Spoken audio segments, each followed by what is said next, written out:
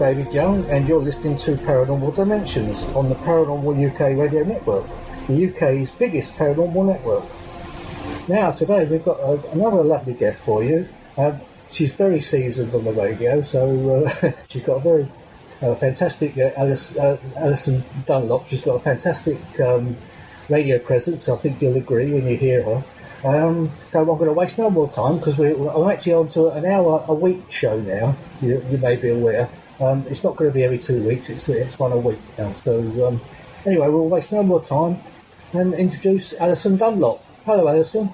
Hello, lovely to be here. Thank you for inviting me. Oh, it's a great pleasure. I mean, we've done a couple of shows before on your network, so it's only fair and wise to have you on this one because you know the drill and you've got a lot of experience in the paranormal anyway, haven't you? So, I do, yes. Well, I'm obviously I'm up in Scotland and I run SPI Scotland, Scottish Strange Phenomena Investigations in Scotland. It is. It was always known as SPI. Yeah, it's strange because you probably know that I had Malcolm on a couple of the show before last. Yes. Yeah, he kind of started things off in 1979, so going back quite a way. Yeah. It's because you actually are in Glasgow, aren't you? I mean, I am. Down in Hastings, so you couldn't get much further apart from each other. I know. We really miss Malcolm up here. He has a great presence and energy for this kind of stuff, and he really he did so well when he was up here. And then things when he left went very quiet in Scotland, and a few years back, I managed to find him again on Facebook. Facebook's a wonderful thing, and I'd kind of. It was like that, was it? You didn't No, I'd kind of moved away from the paranormal stuff, and I was doing my own thing. I started the Glasgow University Pagan Society, so I did that. Obviously, I had gone to uni. By that point, and I was doing various other things, and then afterwards a few things happened synchronistically, you might say, and it kind of brought me kicking and screaming back to the paranormal subject, and I thought I really want to do investigations again, and I spoke to Malcolm, and with his blessing, he said, "Why don't you start up SPI again in Scotland?" So that was basically what I did. He was still doing SPI stuff down in England in Hastings. He does his talks and things like that. But up here, it was very, very quiet as far as SPI were concerned. I mean, there's other things going on. There's other investigation teams and other groups and things like that. But I hadn't really found any in Glasgow. So apart from the SSPRs up here as well, the Scottish Society for Psychical Research, so I sometimes go to their meetings, which isn't very far away from me. But I think I just really wanted to do something for myself and start something off. That's understandable. I mean, and also Malcolm was such a lovely guy. I'm sure he gave you all the help you needed. Yeah, and I think that it was, where I had started off with paranormal investigations was with SPI back in the 90s. And, I'd done a few investigations with them. And, I think I just really wanted to get back to that. So, and by that time I'd had experience with other groups, starting up other groups and organising things and running things, like running the Pagan Society, running events and such like. So, I had all the sort of skills there to do that again, and I wanted it to be in the paranormal. And of course, at the same time, I managed to get into. I was offered to do a radio show with a radio station in Eastern Bartonshire, and so I started doing EDX Files, Eastern Bartonshire Radio, and that that was fine. I did about 10 shows with them, and then I decided just to do my own podcast, ADX Files. So I didn't know how that's how it did. So it was EDX and now it's ADX, isn't it? Yes, it is a little confusing, and I don't seem to be able to change that on the Facebook. The URL. I don't seem to be able to change that, but yes, it used to be EDX Files, which was Eastern Bartonshire, and it's now ADX Files, which is Alyson Dunlop. Yeah, that makes sense, doesn't it? It's actually it actually's got quite a good ring to it. Yeah, I think so. As I say, when this goes out, you'll be listening to it anyway. But I'm going to be putting links on the page because I've got a page that's Paranormal Dimensions, and I'll make links and all that to your conferences and anything I can find on you. Wonderful. All the dirty stuff. I'm sure there's lots as well. I'm sure there's nothing. There's nothing out there. As you say, things did kick off a bit a couple of years ago, but we're not going to go into any of that. But we became quite close. I know we've only sort of kind of briefly met a few times, a couple of times, definitely, but we've come quite close over because of certain matters. But we're not going to go into them. No. Go into those matters, but it's I feel. As you say, though, you mentioned there. Yeah, very, very much so. And as you say there, you mentioned the conference. We met at the 2016 conference, and that's something that before that, now the year before was in Edinburgh. That was our first conference in 2015, and it's Malcolm, myself, and Ron Halliday, who's also another very seasoned investigator, researcher, author, lecturer in the paranormal and ufology. And the three of us put our heads together and we decided we were going to do a conference.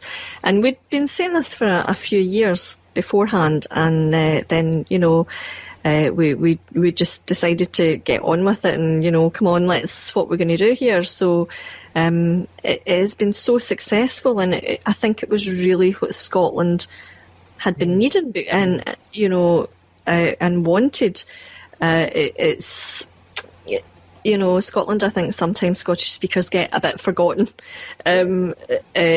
It's like we are viewed as being a million miles away. Yeah. and a lot of Scottish speakers don't get asked, and as a result, to speak at other conferences, as a result of that, you've not maybe got a lot of people who have confidence to speak, especially women. This is, a point that I do have to feel that I have to raise, is that women have a very quiet voice, especially in ufology. But with the Scottish conference, we are trying to promote Scottish speakers and more female speakers. It's taking time, slowly but surely. We'll get there, but we've got some great speakers again this year. Well, I've only been able to come up once, I know. I'd love to come up again at some point. I'm sure I will. But because when Peter Robbins came over, just before anything all kicked off, but we won't go into all that. But you know that Peter Robbins was on my previous show, and he was a brilliant guest also. But I suppose really what we ought to do is really concentrate on you, isn't it, really? Because I understand you know a lot about angels and demons in particular. Yes, I'm kind of carving a bit of a niche for myself in the paranormal, as far as the... Something that fascinates me, because I don't know too much about the stories and things, but actually speak to somebody that knows quite a bit about...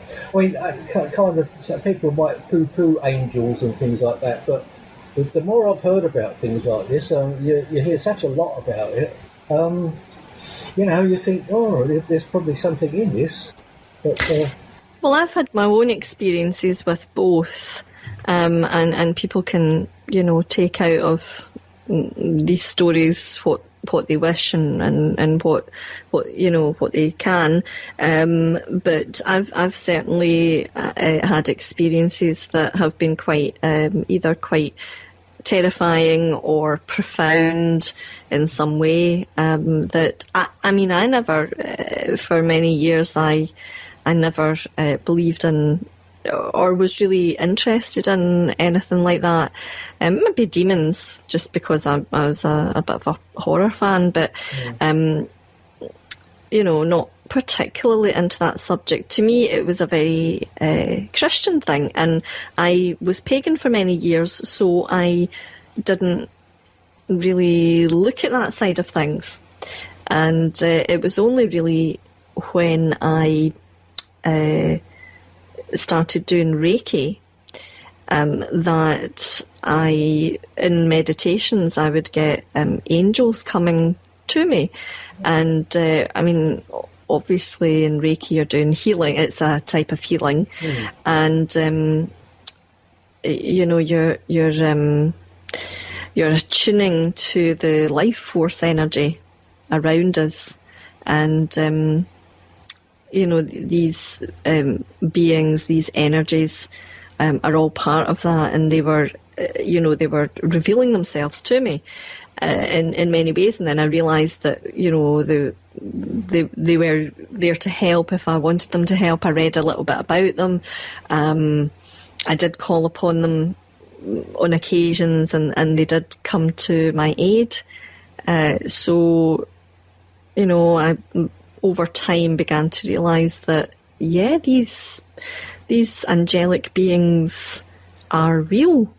They are helpful, and they'll come to your aid if you ask them to. So of course I'd had my an earlier experience of a demonic nature, where I was attacked by an incubus, and I've told this story many times, but I'd woken up. We've got to tell it again because we've... Okay. All right then. So I had woken up, and I'd been having a nightmare. I went to waken my partner. I was unable to waken him. Turned round, and I turned round to waken him, but then I was flipped onto my back, and suddenly there was this male demon on top of me, pinning me down and trying to cut my neck with his cut my throat with his this one long fingernail. And he said to me, "You thought you could get away from me, didn't you?" As though that isn't terrifying enough, because I couldn't move at all at this point. I could move my eyes though, and I could see over in the corner this old woman, long scraggly hair, long white nightie, giggling into her hand, and she obviously thought this was very funny.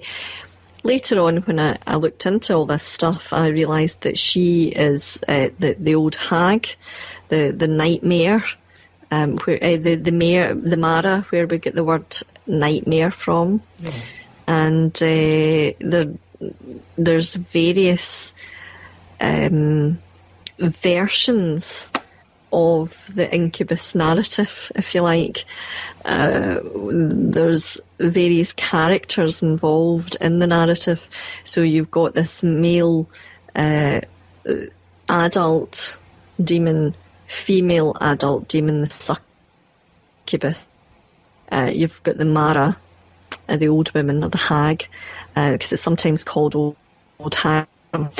And you've got this little troll-like, impish creature that sometimes appears on top of people. Sometimes it's the demons of a murderous nature, as it seemed to be with me. Sometimes it's of quite often it's of a sexual nature, which in this case it wasn't. But something that I have noticed with incubus attacks is that it quite often happens when there's problems in a relationship, or when somebody has psychological problems about relationships. Now, that's all that I've really observed as far as the... Well, it's not all I've observed, but it's one of the things that I've observed. I've observed that things like having a sort of a dim light on or music playing will keep these experiences from happening, or they're quite helpful anyway. Keeping a window closed it seems to be helpful, but I don't know. The demons have and always have had some kind of double function. They tell you something. Everything that happens, every experience that happens to you tells you something. And, in ancient times they would have, do you remember Pazuzu in The Exorcist?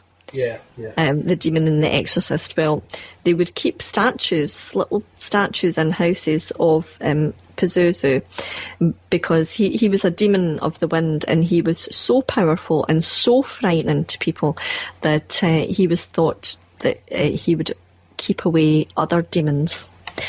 So in that guise, he was actually a good luck charm, as it were. So it's not unusual for demons to be able to do both good and bad. You got the idea why it would have attacked you? Well, I was in quite a troubled relationship at the time. I was quite... I think my voice, in inverted commas, was quite suppressed, I would say. And there was a lot of... probably more like emotional abuse going on there. Now, whether that demon was an actual entity who was drawn to that, whether it was causing that to happen,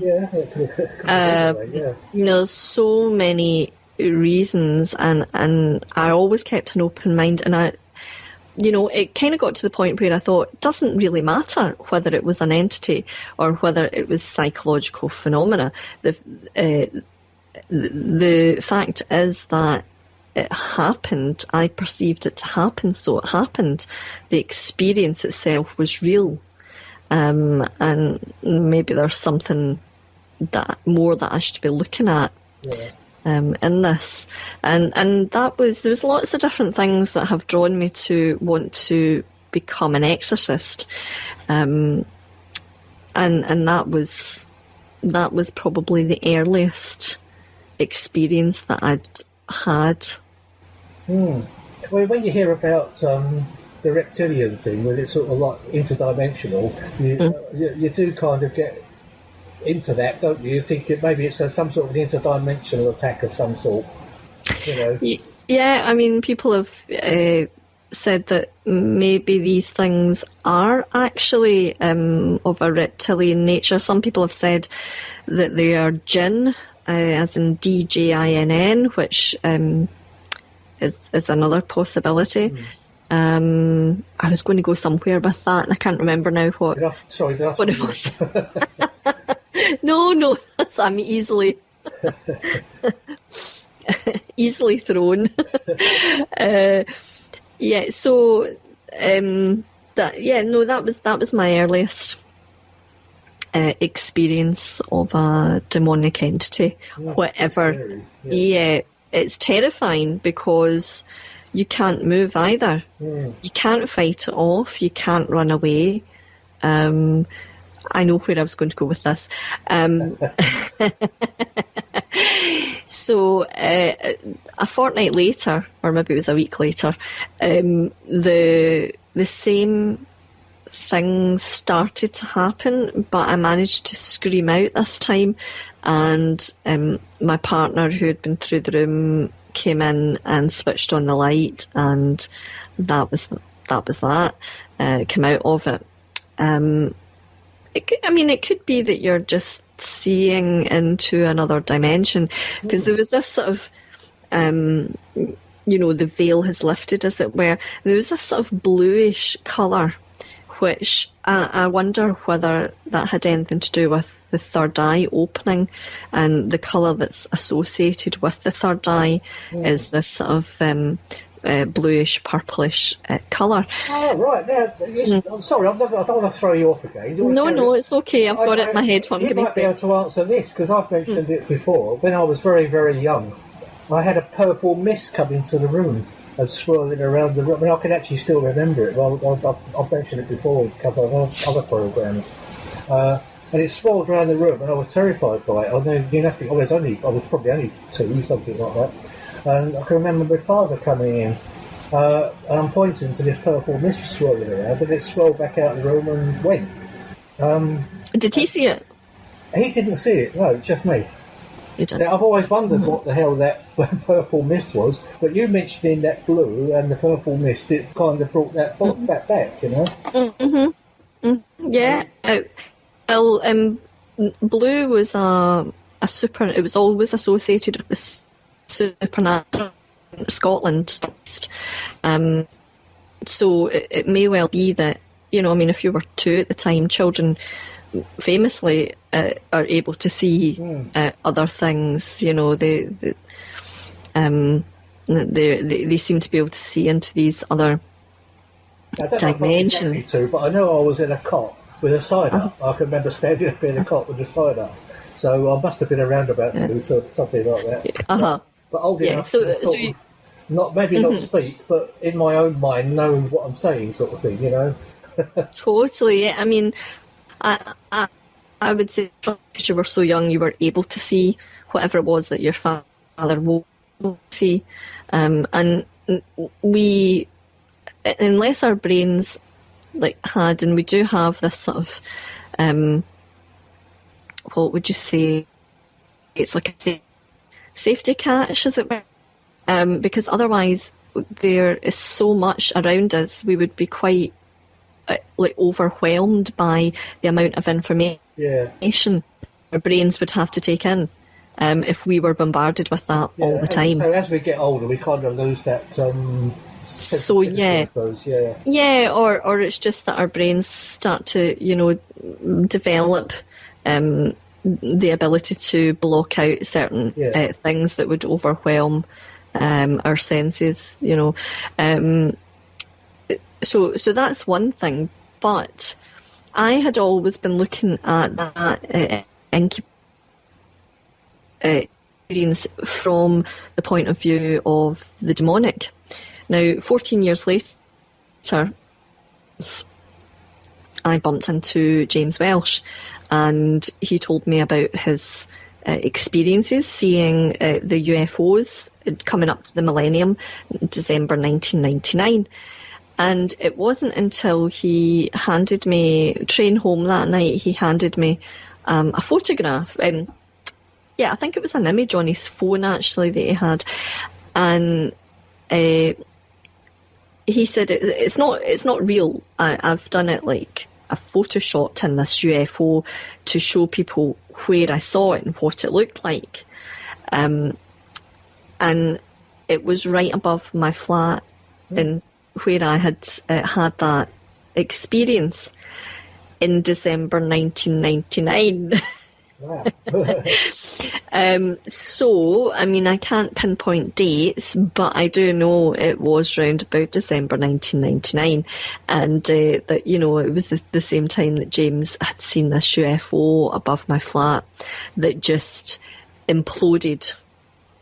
It was just, he said it was like plasma, and it just imploded, and I think that was how he described it.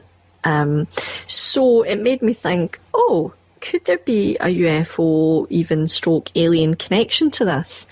Could it be that some kind of electromagnetic thing in the atmosphere has caused me to hallucinate? I'm very open-minded about what it might have been. That's not to say that I don't believe in demons and angels, because I very much do, to make that clear. But for me, the personal experience, I know that in the scientific community, certainly, or the psychological community, just put it down to sleep paralysis, which is fine, and there was sleep paralysis. Answer, isn't it? Well, there was sleep paralysis, and that's absolutely true. What interests me is, why do people see the same thing? Is it something to do with the Jungian archetypes, which it may be, particularly like, the Mara? Is it something like that? So, I mean, there's lots of different arguments, lots of different theories to explain away something like the incubus attack. But people see the same things. They see these four particular characters in some form or another. That in itself I find quite fascinating. I had never heard of this experience till I had it. I didn't know anyone else who had had it, and afterwards I spoke to my friends and none of them had had it. They just looked at me like I had the literal horns on my head. They were like, no, I don't know what you're talking about. And too far out. I think they just thought I needed some psychiatric help or something. You've been on something, In fact, somebody did say to me, what were you smoking at the time? And I said, no, I was completely sober, I hadn't smoked or drank anything. So it certainly wasn't anything. I hadn't been influenced by anything like that. So that was my introduction to the world of the demonic. Well, I say it was my introduction. In actual fact, when I was 14, and before this, I used to watch the Hammer horror films with my dad when I was a little girl, and I mean, they're quite tame, really, but Christopher Lee is fantastic in them, and so I was at my grandfather's, and he was always going to like second-hand book sales and things like that, and he said, you like horror, don't you? I said, yeah, I do. He said, well, I picked this up, you might like it, at the book sale, and he handed me The Exorcist. William Peter Blatty's The Exorcist. And he hadn't read it himself. He had no idea what was in it. He was handing this to his 14-year-old granddaughter. It wasn't quite Hammer horror. No, it wasn't at all. I mean, I read it and I'm like, oh my goodness. I read that many years ago. It's a very heavy book. It is. Well, I actually did enjoy it, and it didn't freak me out that much. But it's a fascinating book, though. It really is. It really is, but I did have to chuckle that it was my grandfather that gave me, and he was none the wiser. And I never ever said to him, "Hey, that was some book." So that, I guess, was then my introduction to the demonic. But I was in my late 20s when I had that experience. So the book did not influence me to have, an experience like the incubus attack. You wouldn't want it, would you? It's not something you invite. Oh, definitely not. No, you don't want something like that. It is utterly terrifying, and you are completely powerless under that, whatever that force is. You're completely powerless. Had I known about the angels, then I might have asked for their help at that point, because I have done, as I said earlier on, I have invoked the angels to help, and they have done.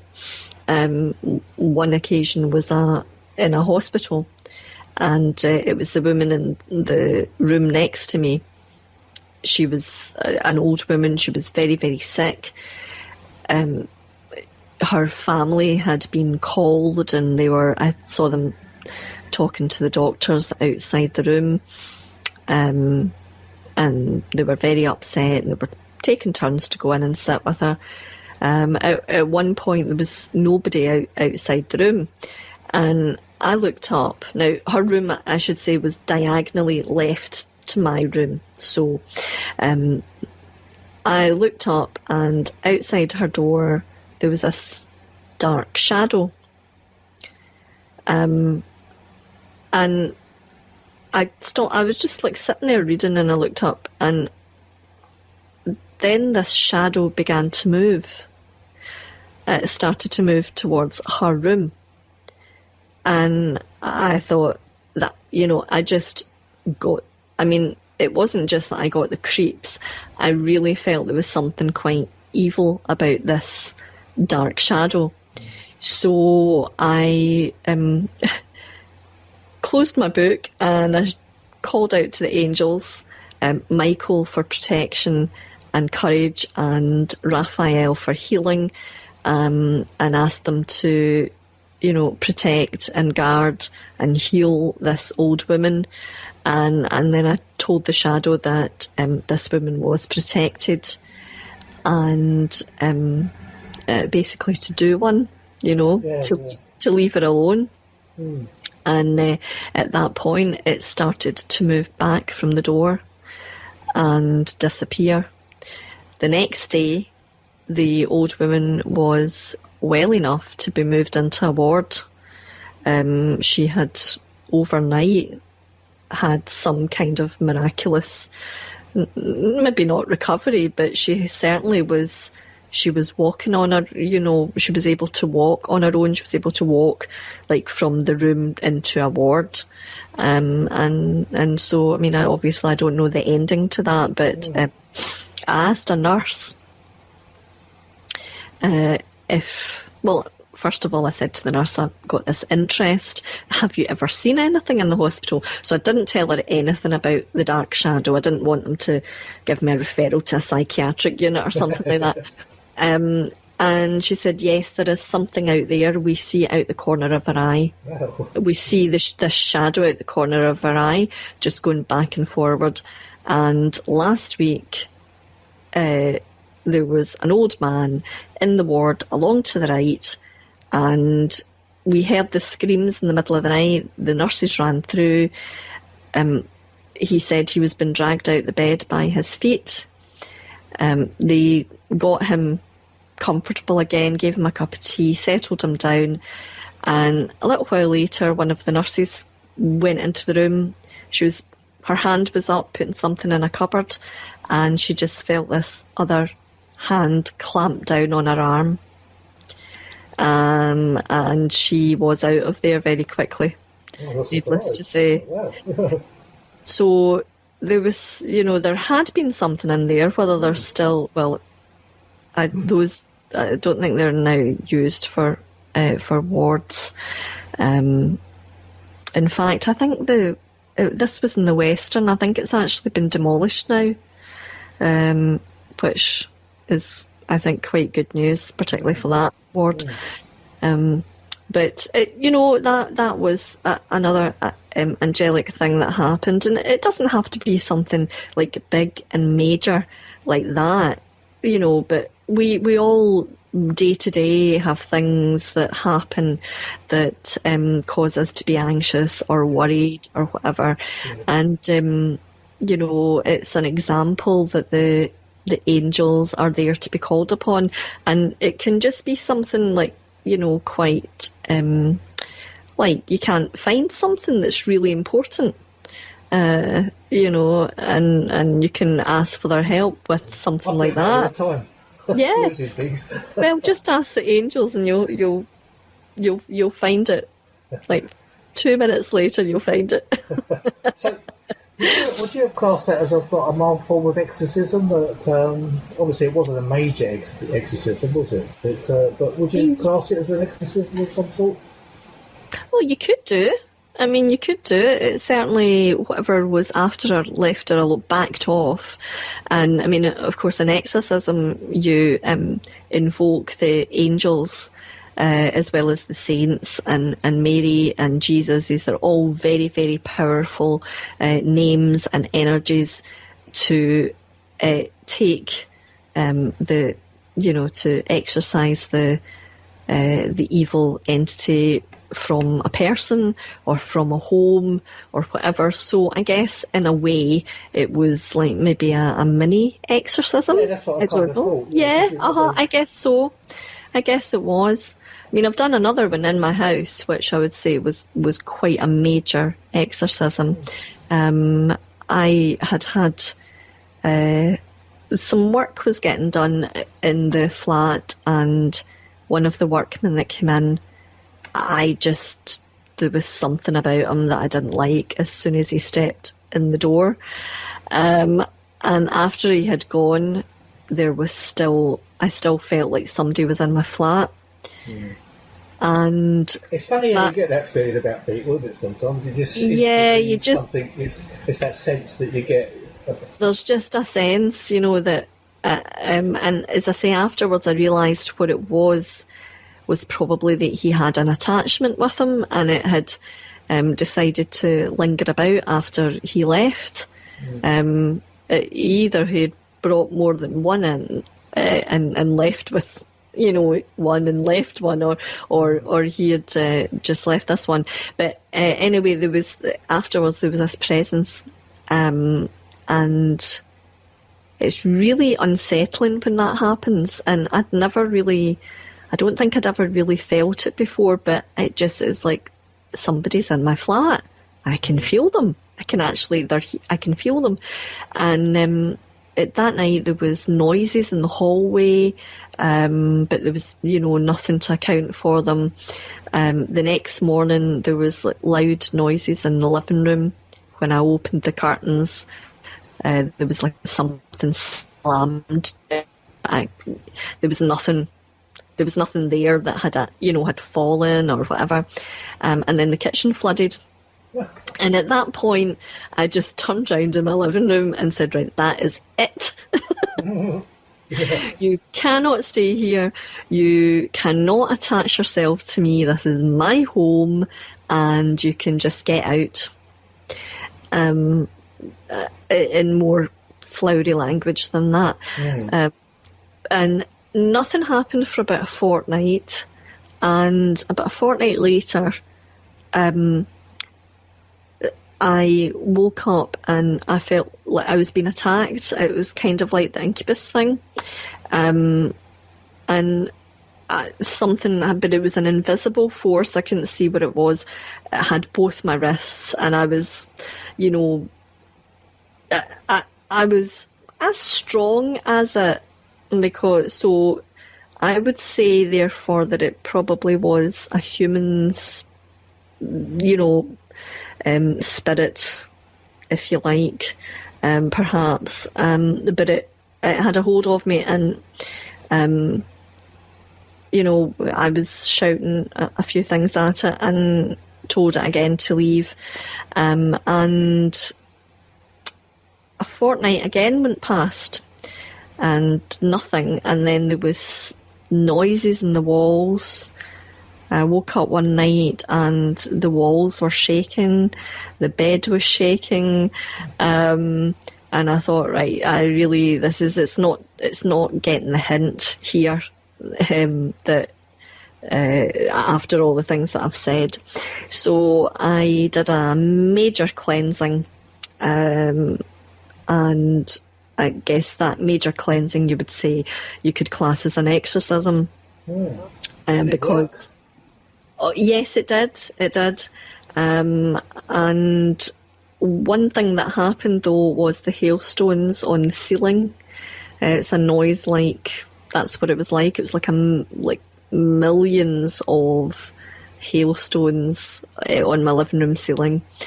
And I was looking up and I'm thinking, surely I'm not hallucinating this. It was like hailstones on glass or pebbles. Pebbles is probably a better way to describe it, like pebbles on glass.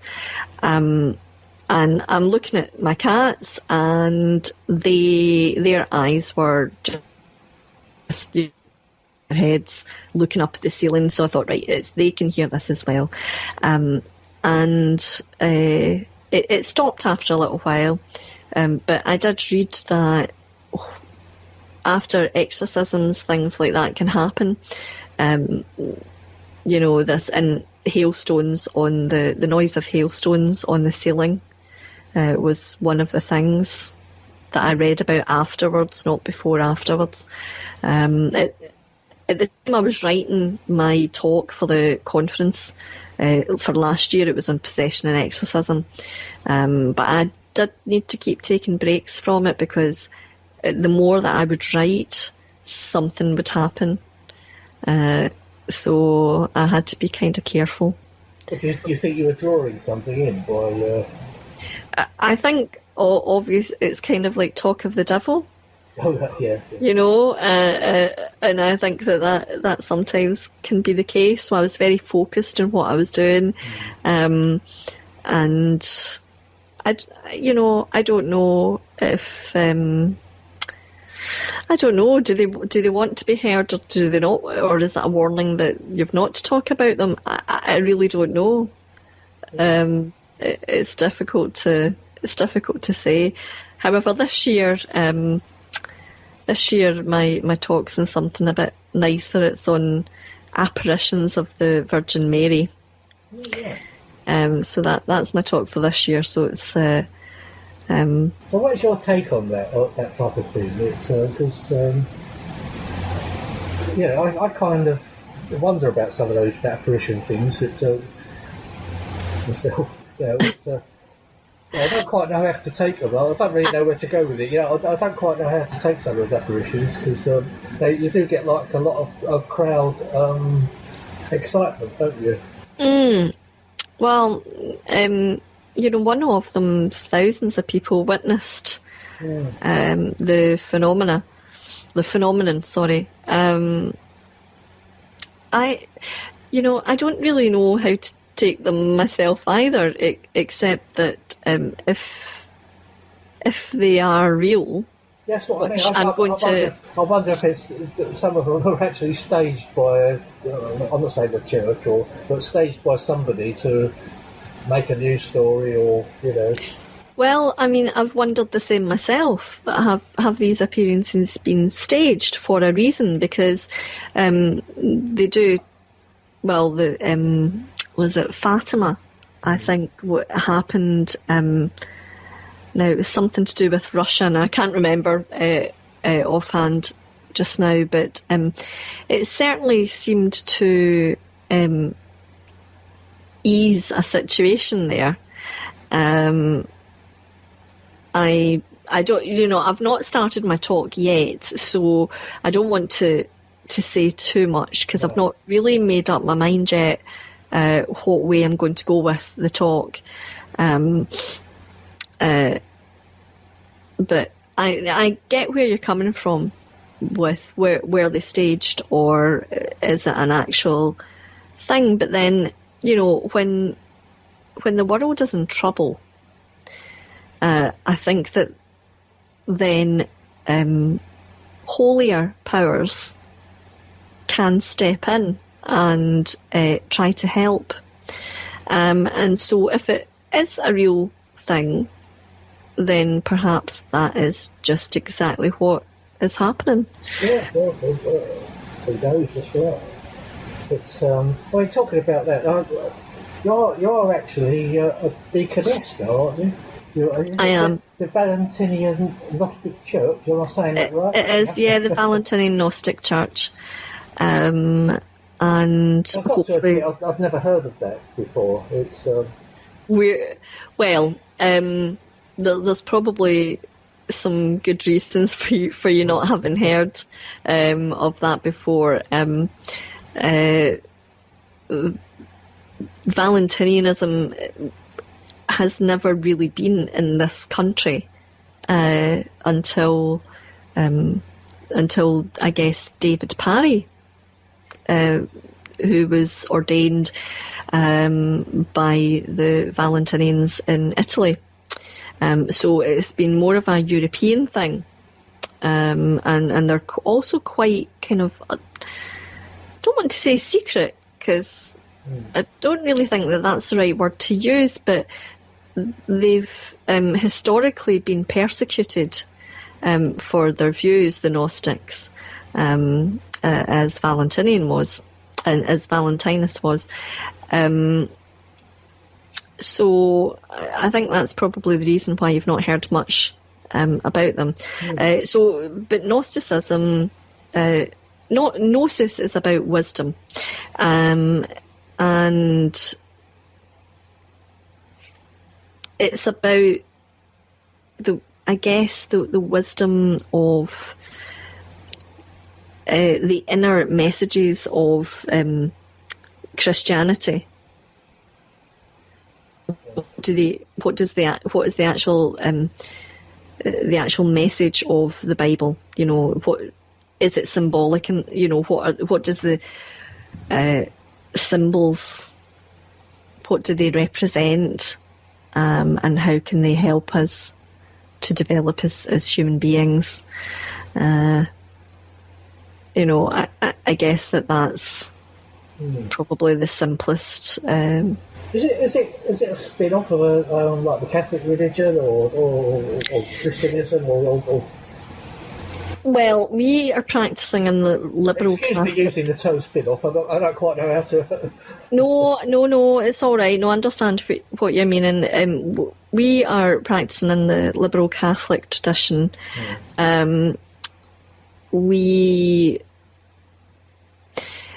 Catholicism was not the oldest form of Christianity, Roman Catholicism rather.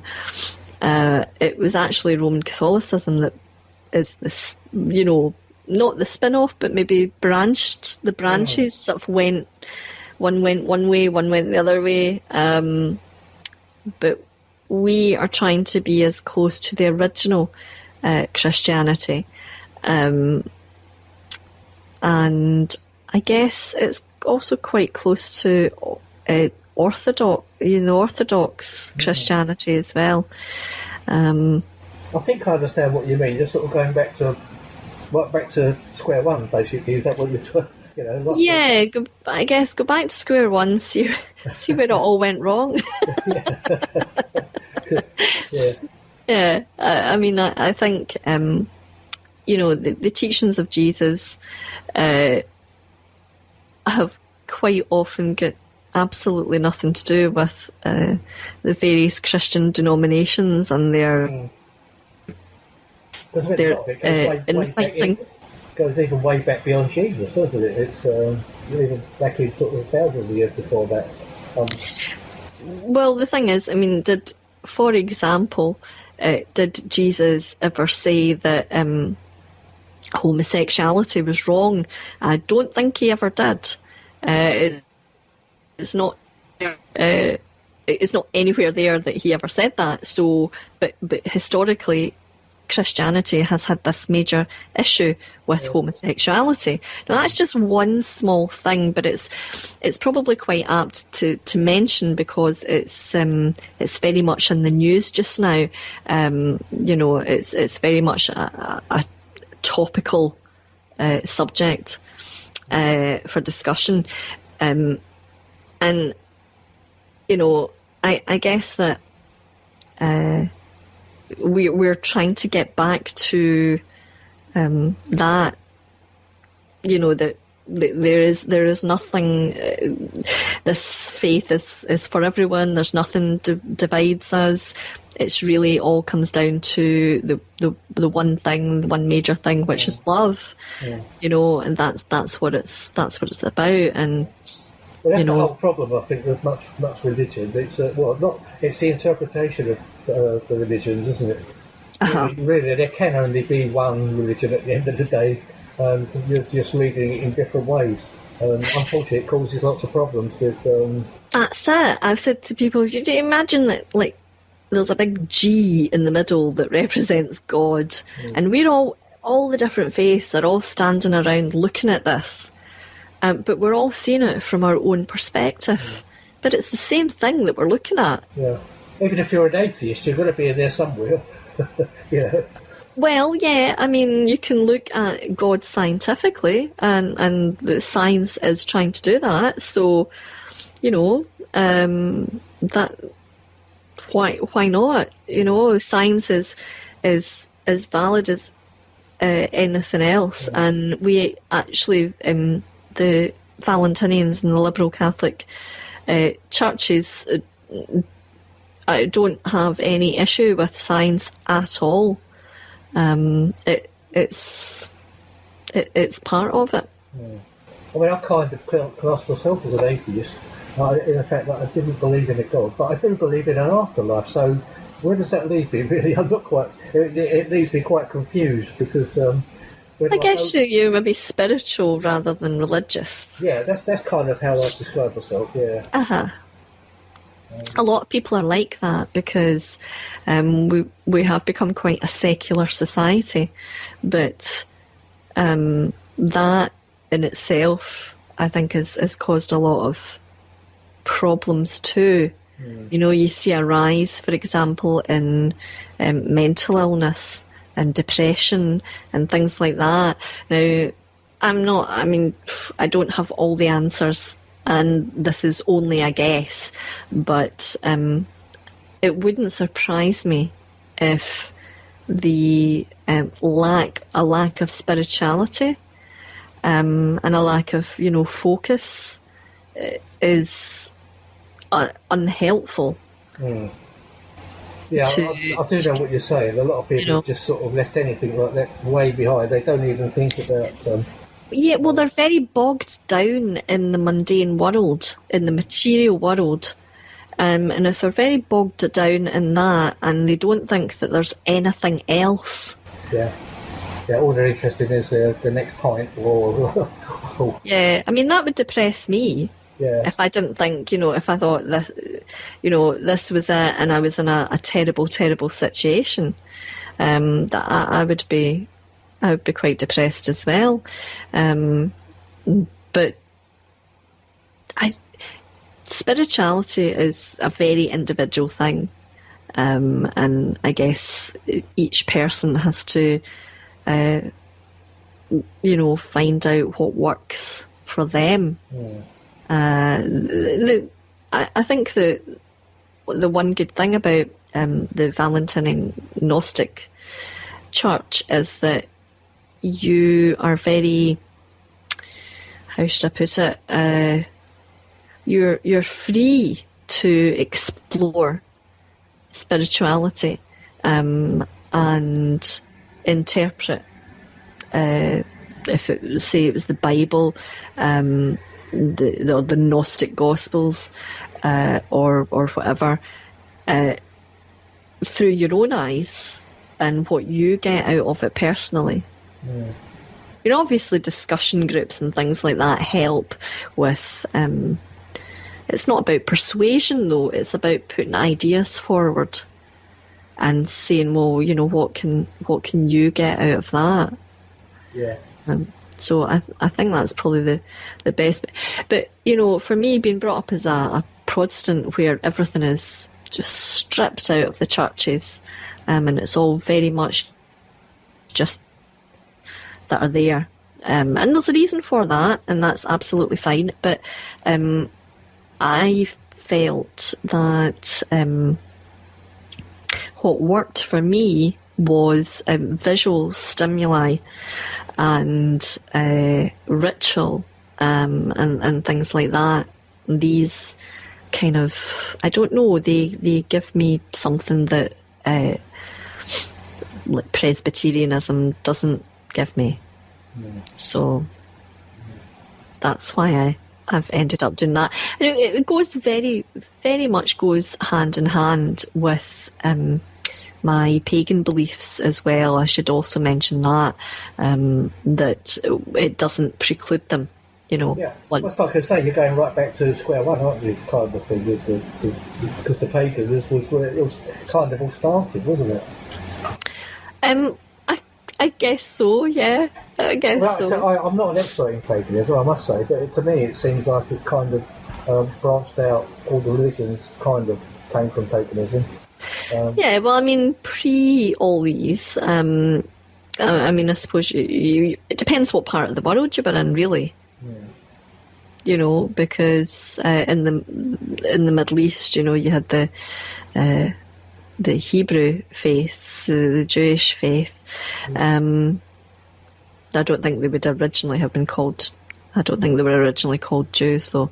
But I don't think it was originally known as Judaism. But you certainly had that in the Middle East. I've forgotten where I was going again. Yeah.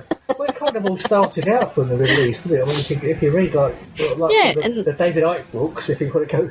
No, I don't really want to go there. No. I don't want to take you there. I'm just saying, but it does actually take you right back to the Middle East, where all religions kind of came and spread out from there, and a lot of them kind of went their own ways. And I don't know if you can actually say that, because then you're forgetting about Hinduism and things like that, and you're forgetting about the in the Far East, Taoism and... Yeah, I mean, we can't get too deep into that now because we've got a lot of time left. But I know. Actually say that it's kind of started from the Middle East, and it all went to the Far East and the West and everything from there. But as I say, we could probably talk for a couple of hours on that, but we haven't got that much time. Yeah, I don't know. I would probably say that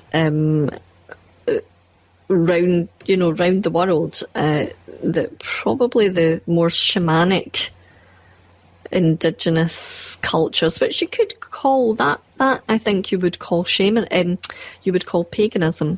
Yeah, it's all very interesting anyway. I mean, we've probably got about a minute, really. I suppose, really. What can I say? Yeah, just mention a little. Give your conference. I was just going to say, I'll give the conference a quick mention here then. So it's on the 22nd of June. It's in the Queen Margaret Union in Glasgow. 10 a.m. till 6 p.m. Tickets are £10, and you can get them from me at spiscotland@gmail.com. We've got great speakers, myself and Malcolm. We're all giving our talks. Ron's giving a talk on the strange and bizarre, Malcolm the Cottingley fairies and hoaxes. We've got Dennis Doyle, who's been on my show, talking about the Mothman mysteries. Yeah. Mark Anderson talking about haunted Scottish properties. Billy Buchanan talking about UFOs in Bonnybridge, and Adam Ardrey, who is going to be talking about Merlin from a historical point of view, looking at the possibility of Merlin as being I think it comes more from the school of thought that the Arthurian legends actually originated in Scotland.